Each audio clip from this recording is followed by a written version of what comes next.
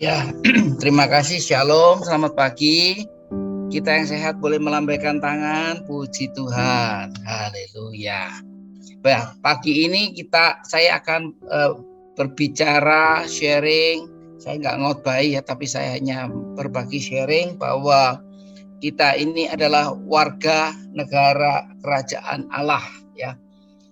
Saya akan baca dari Roma 14 ayat 13 sampai dengan 23. Saya baca semua, Bapak Ibu menyimak. Roma 14 ayat 13 sampai dengan 23. Judul perikop, janganlah memberi batu sandungan. Karena itu janganlah kita saling menghakimi, tetapi lebih baik kamu menganut pandangan ini, jangan membuat saudara kita jatuh atau tersandung. Aku tahu dan yakin bahwa Tuhan Yesus, bahwa tidak ada sesuatu yang najis dari dirinya sendiri. Hanya bagi orang yang beranggapan segala sesuatu najis, bagi orang itulah sesuatu itu najis. Sebab jika engkau menyakiti hati saudaramu oleh karena sesuatu yang engkau makan, maka engkau tidak hidup lagi menurut kasih. Janganlah engkau membinasakan saudaramu oleh karena makanan, karena Kristus telah mati untuk dia. Apa yang lebih baik yang kamu miliki, janganlah kamu biarkan difitnah. Sebab kerajaan Allah bukanlah soal makanan dan minuman, tetapi soal kebenaran, damai sejahtera, dan sukacita oleh Roh Kudus. Oleh karena itu, karena barang siapa melayani Kristus dengan cara ini, ia berkenan kepada Allah dan dihormati oleh manusia. Sebab itu marilah kita mengejar apa yang mendatangkan damai sejahtera dan yang berguna untuk saling membangun. Janganlah engkau merusakkan pekerjaan Allah karena makanan. Segala sesuatu adalah suci, tetapi celakalah orang jika oleh makanannya orang lain tersandung. Baiklah, engkau jangan makan daging atau minum anggur atau sesuatu yang menjadi batu sandungan untuk saudaramu. Berpeganglah pada keyakinan bahwa engkau memiliki itu bagi dirimu sendiri di hadapan Allah. Berbahagialah yang tidak menghukum dirinya dengan apa yang dianggapnya baik untuk dilakukan. Tetapi barang siapa yang bimbang, kalau ia makan, ia telah dihukum, karena ia tidak melakukan berdasarkan iman, dan segala sesuatu yang tidak berdasarkan iman adalah dosa. Haleluya, puji Tuhan. Kita yakin bahwa kita ini adalah calon penghuni surga, calon warga negara kerajaan Allah. Berbicara mengenai kerajaan adalah kingdom, ada strukturnya, ada rajanya, ada patinya dan sebagainya. Tetapi yang saya mau soroti adalah setiap kita anak-anak Tuhan itu bukan berbicara nanti. Oh, nanti saya akan menjadi warga kerajaan surga. Oh, nanti saya calon penghuni surga. Tetapi yang dilihat adalah kehidupan kita sehari-hari.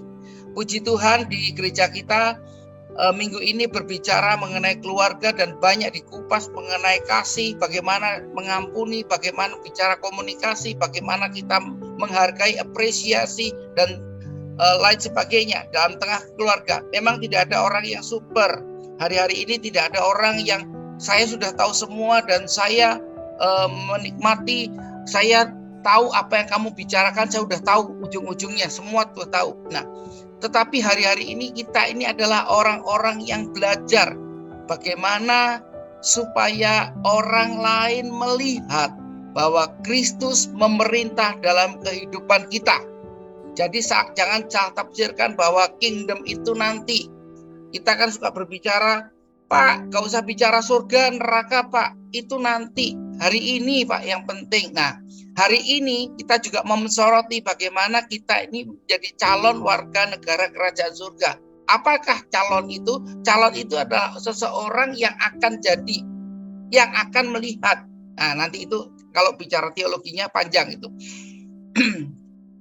Begini, kita ini berbicara bagaimana kita ini dalam kehidupan sehari-hari menampakkan Kristus hidup di hati kita, hidup dalam kehidupan kita. Kemarin banyak berseliweran di media sosial kita bahwa koruptor itu tidak takut polisi, tidak takut jaksa, tetapi takut dengan makanan haram. Nah, Pagi ini berbicara mengenai makanan atau minuman. Ayat yang ke-17 disoroti bahwa kerajaan Allah tidak berbicara bukanlah soal makanan dan minuman, tetapi soal kebenaran, damai sejahtera, dan sukacita oleh Roh Kudus. Ya, pagi ini saya mau berbicara bagaimana hidup kita ini mencerminkan ada Allah yang hidup di hati kita, baik itu dalam tindakan, ucapan, perbuatan, apapun menandakan Allah hidup dalam kehidupan kita. Jadi kita nggak seperti saudara kita di seberang atau saudara sepupu kita, mereka mengatakan babi itu haram. Ya, kalau saya bilang babi itu haram, ada lagi RW itu haram. Nah, saya nanti diprotes oleh orang-orang dari NTT, diprotes orang-orang Ambon, diprotes orang-orang dari Tanah Batak. Di kita ini adalah bagaimana Kristus hidup di hati kita. Jadi kita ini, mari kita koreksi hati kita. Apakah Kristus memerintah di hati kita? Tentunya kalau Kristus memerintah di hati kita, ada banyak hal yang kita hindari. Mungkin menghakimi, mungkin mencela, mungkin mengatakan yang tidak baik, mungkin berbohong, mungkin korupsi, mungkin apapun. Kalau Kristus hidup di dalam hati kita, dijauhkan Tuhan hal-hal yang seperti ini. Karena apa? Ketika orang melakukan, misalnya orang melakukan pencurian hal yang kecil, mencuri mangga saja, itu hatinya sudah duk. Kalau dia hatinya sudah kebal, mencuri itu hal yang biasa. Dari situ ketahuan bahwa Kristus tidak hidup di hati orang itu. Itu contoh dalam pelaksanaan sehari-hari, keseharian kita. Yang penting adalah kita ini adalah kitab yang terbuka, yang dilihat oleh orang. Jadi dijauhkan Tuhan ketika kita akan melakukan sesuatu, kita berpikir apakah ini memuliakan Tuhan atau tidak. Baru-baru ini ramai juga mengenai KKR yang diadakan di Kota Kupang, kotanya Adin, tempatnya gemit ramai karena ada pendeta yang melakukan KKR dengan ribuan orang dan dibaptis secara selam. Mereka menganut ajaran gemit itu, ajaran percik yang dimana dasar teologinya dibuka semua. Akhirnya jadi ribut. Jadi apakah itu memuliakan Tuhan? Apakah Kristus hidup? Nah, itu ketahuan, kita bisa menilai, kalau Kristus hidup, kita tidak suka membuat keributan. Kalau Kristus hidup, tidak suka membuat orang lain terluka. Itu sebabnya kita di tengah 1340 suku di Indonesia ini, kita ini harus saling menghargai, saling menjaga perasaan.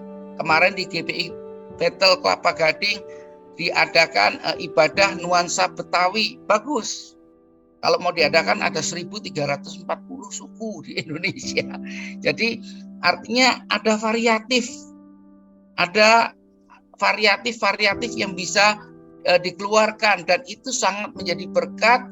Dari mana orang yang bisa bilang aye, empok, neng, itu bisa dengar firman Tuhan lewat keseharian. Jadi kita jadi anak Tuhan, jangan anak Tuhan yang eksklusif, tapi menjadi anak Tuhan yang menjadi berkat di tengah mana kita berada. Mungkin di marketplace, mungkin dalam kehidupan kita. Memang tidak semua orang belajar mengenai teologi, tapi saya berpikir bahwa kehidupan seseorang menjadi berkat pemikiran, bagaimana dia bisa menerima keberagaman. Itu ada sesuatu yang luar biasa. Jadi bicara mengenai haram halal ini bukan bicara hanya masalah makanan, tetapi yang saya mau tekankan adalah bagaimana Kristus hidup di hati kita. Bagaimana Kristus ada di hati kita. Jadi dibuktikan bahwa keseharian kita ini harus ada kasih, ada penuh pelas AC, saling mengasihi, saling menyayangi kepada keluarga kita, kepada orang-orang sekitar kita. Kita tidak boleh mengkotak-kotakkan. Misalnya, rambutnya keriting, matanya blok, matanya sipit, kulitnya putih, kulitnya hitam. Tidak boleh membeda-bedakan. Jadi Kristus bicara mengenai keberagaman di antara kita. Kita terima dengan sesuatu, ini adalah anugerah Tuhan.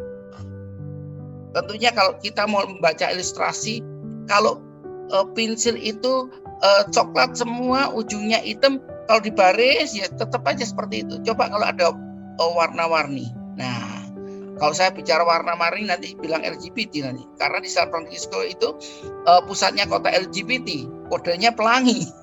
Tapi artinya bukan arah ke sana, tetapi saya mau berbicara bahwa keberagaman itu adalah anugerah daripada Tuhan. Kita harus menghargai penciptanya.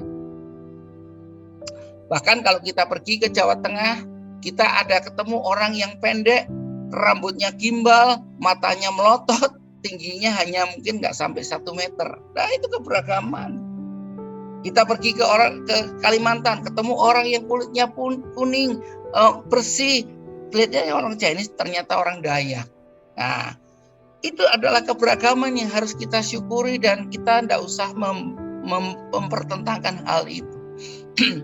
Di tengah tahun politik ini kita memang sekarang lagi daerah-daerah yang bahaya itu adalah pertentangan mengenai suku, ras, dan agama. Mari kita sebagai anak-anak Tuhan hari-hari ini kita menunjukkan bahwa kita ini ada mempunyai Kristus yang memerintah di hati kita. Jadi kita membuka diri untuk menerima keberagaman itu. Poin yang kedua adalah bagaimana kita memahami kebenaran dan kehendak Allah. Di pasal 17 sampai yang ke-20 dikatakan bahwa keberagaman, kebenaran, damai sejahtera, dan sukacita agar menjadi berkat bagi sesama. Jadi kita berpikir bahwa berkat Tuhan yang kita terima kalau Kristus ada memerintah di hati kita, berkat yang kita terima bukan 100% milik kita. Yang setuju katakan amin. Jadi kita ini bahwa ada dititipi berkat oleh Tuhan untuk kita salurkan ke orang lain.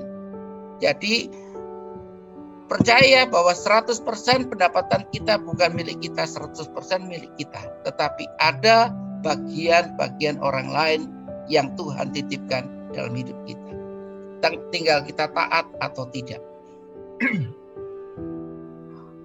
Poin yang ketiga dikatakan adalah warga negara kerajaan Allah dibuktikan melalui iman dan kesetiaan. Ayat yang ke-22 dan ayat yang ke-23.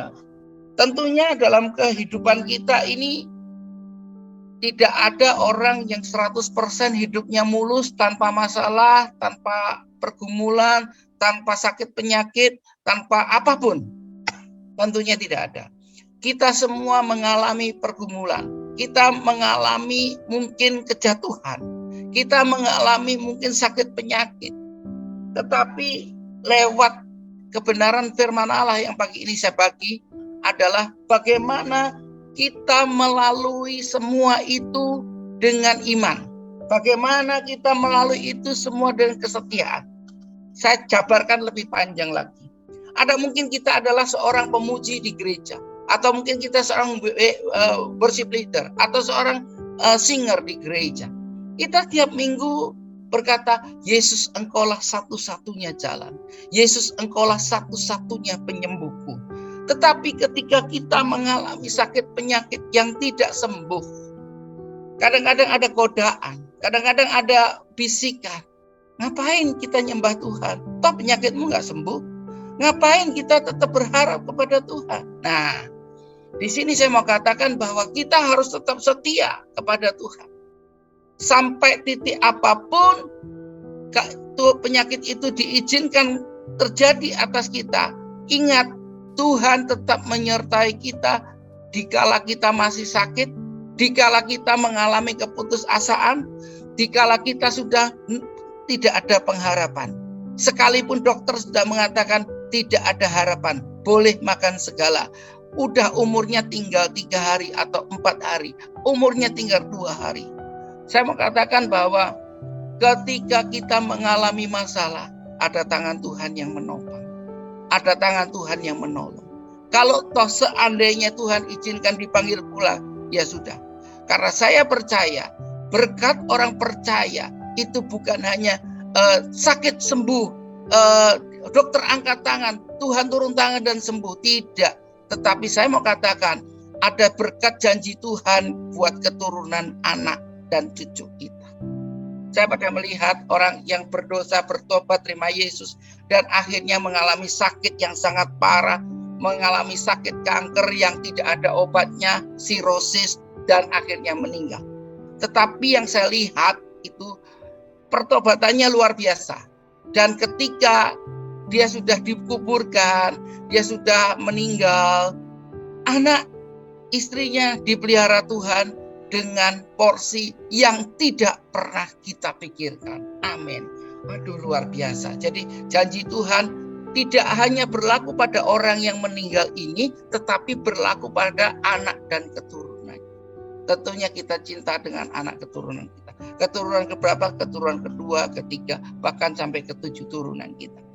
Itu sebabnya pagi ini saya mau ingatkan, Kristus hidup di hati kita. Kristus hidup dalam pemikiran kita. Kristus hidup dalam perkataan kita. Itu sebabnya mari kita tetap percaya, tetap berharap bahwa tidak ada Tuhan yang selain Engkau Tuhan dalam hidupku. Kalau kita boleh mengalami masalah, kalau kita boleh mengalami kebangkrutan, kita boleh mengalami kejatuhan, ingat ada tangan Tuhan yang menopang. Kalau toh memang tidak terselamatkan, ada janji Tuhan buat keturunan kita. Saya percaya kita semua ini adalah orang-orang yang diberkati, calon-calon penghuni surga. Tetapi di tengah sebagai calon, di tengah sebagai orang yang belum masuk surga, kita menampakkan tanda-tanda atau ciri-ciri orang yang berguna, orang yang menjadi berkat, orang yang generous, murah hati. Sehingga sekitar kita melihat bahwa ada Kristus yang hidup. Kadang-kadang ada orang yang berkata, Pak, saya sulit merubah istri saya karena itu karakternya. Ada bahasa Jawa mengatakan watuk bisa ditambani, watak digawa sampai mati. Artinya batuk bisa diobati, tapi watak dibawa sampai mati. Siapa bilang? Dalam Yesus semuanya bisa. Orang pemarah jadi penyabar, orang pelit bisa jadi orang generous. Orang yang suka mudah meledak-ledak karena Roh Kudus hidup bisa menerima. Orang yang suka susah memberi maaf karena Roh Kudus orang menjadi pemaaf. Gak usah jauh-jauh contohnya. Paulus yang dulunya Saulus, pengejar-kejar orang Kristen, pembunuh-pembunuh orang Kristen, pemimpin, pembunuh, panglima. Tetapi oleh jamahan Roh Kudus, dia bisa dirubah 180 derajat menjadi pengabar Injil dan penulis daripada 50% lebih daripada perjanjian baru. Pagi ini firman Tuhan saya percaya jadi berkat buat Bapak Ibu Saudara. Kiranya Kristus tetap memerintah dalam hatimu. Kalau engkau mengalami masalah, jangan pernah takut. Kita punya Tuhan yang dahsyat. Apapun problema saudara, apapun pergumulan saudara, pagi ini kita masih punya Tuhan yang dahsyat. Amin.